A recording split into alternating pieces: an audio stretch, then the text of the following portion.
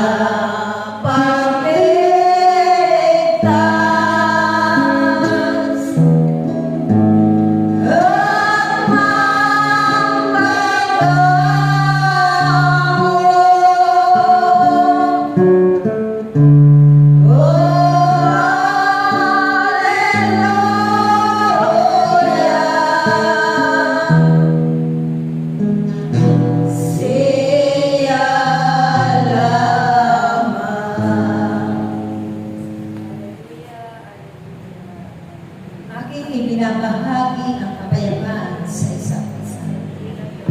Ganon din ang pag-iibigan dahil ito'y napakahalaga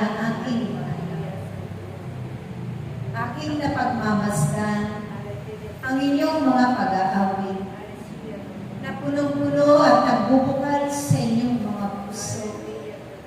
Puno ng pag-ibig sa isa't isa, pagkakaisa, upang hangarin din ng bawat isa na kami muling makakipan sa araw na itinakda ng Diyos sa tipanang lugar na ito na kanyang pinagpala. Kaya't aking mga anak, huwag ninyong pagtakahan.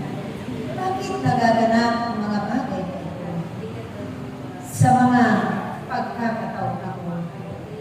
Dahil ito na po ang una, panahon na nararapat kayo ay hindi nawawali sa Diyos.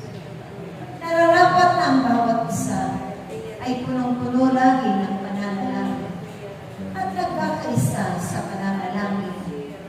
Higit sa paghingi ang awat kabaw ng kapayapaan ng bawat bansa na kanyang ibinigay sa mundong ibabaw. Nilikha niya ang bawat tao na kawangis niya. Subalit kakaiba ang napagmamasdan ng mga paggawa, pagsunod. Hindi ang kalooban ng Diyos ang siyang nagaganap. Pagkos ang kanilang kagustuhan sarili lamang ang sinusunod nila. Kung kaya't maraming hindi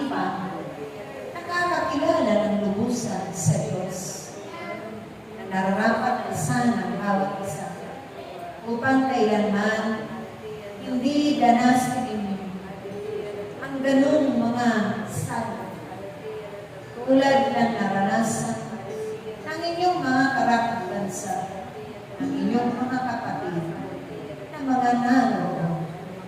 Nagiging kaawa-awang kalagayan ng bawat nilikha ng Diyos kung masuswayin sa Kanya.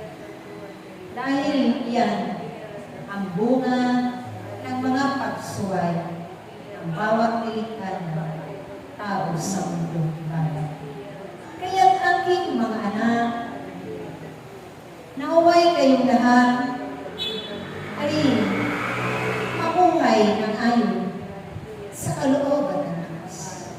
Manalig kayo at manampalataya na walang pangamba at pagkukunwari, mga pag-aalinlangan, buong pagtitiwala at pananampalataya ang laging magbabaw at ang paghahari ng Diyos upang sa ganun hindi maganap sa inyong bansa, sa inyong bayan, sa inyong lugar, ang lahat ng salot-salot. Ipanalangin niyo rin na magkamit na ang inyong bansa ng kapayapaan.